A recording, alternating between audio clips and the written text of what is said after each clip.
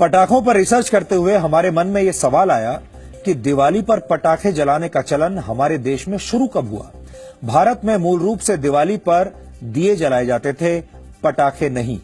तो फिर ये बम जैसे धमाके करने वाले पटाखे दिवाली के पर्व में कैसे शामिल हो गए? अपने रिसर्च में हमें कई दुर्लभ जानकारियां मिली जो आज आपको बताना चाहते हैं।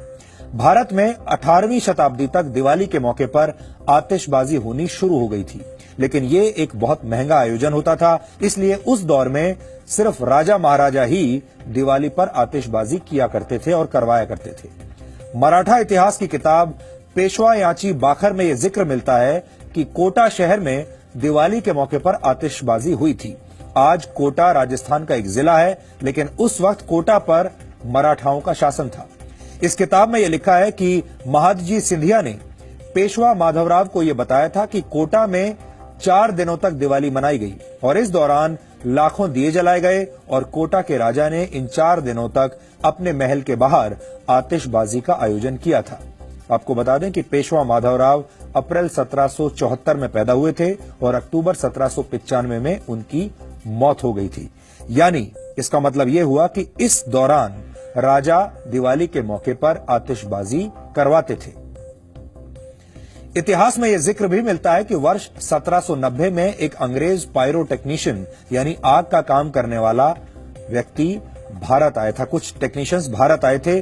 इस अंग्रेज ने अवध के नवाब असफद उद्दौला के लिए एक शानदार आतिशबाजी का आयोजन किया था और इस आतिशबाजी में आसमान में फूल, मछली, सांप, तारे और यहां तक कि आतिशबाजी के जरिए मस्जिद भी बनाई गई थी। भारत की पहली पटाखा फैक्ट्री कोलकाता में 19वीं शताब्दी में ही स्थापित हुई थी। इस फैक्ट्री को स्थापित करने वाले व्यक्ति का नाम था दास गुप्ता। इस फैक्ट्री में पहले माचिस बनती थी और फिर तमिलनाडु के शिवकाशी में सूखे की वजह से 2 भाई इस फैक्ट्री में काम करने कलकत्ता आ गए। इन दोनों भाइयों का नाम था षणमुगा नादर और पी अय्या नादर।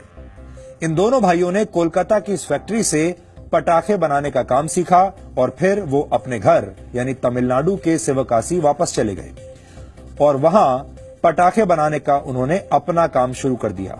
विडंबना यह रही कि जिस सूखे की वजह से उन्हें कोलकाता जाना पड़ा, उसी सूखे की वजह से उनका काम शिवकाशी में चल पड़ा, क्योंकि पटाखों के निर्माण के लिए सूखे मौसम की जरूरत होती है। और अब स्थिति यह है कि पूरे भारत के 80 से 90% पटाखे शिवकाशी में ही बनते हैं। समझने वाली बात यह भी है कि दिवाली इसलिए मनाई जाती है क्योंकि उस दिन अयोध्या में भगवान राम की वापसी हुई थी। उस दिन दिए जलाए गए थे, ढोल नगाड़े बजाए गए थे, लेकिन आतिशबाजी का जिक्र कहीं नहीं मिलता। मूल रूप से दिवाली दियों का और रोशनी का त्योहार है। इसमें पहले पटाखे शामिल नहीं थे। ये पटाखे बाद में इस पर्व का हिस्सा बन गए।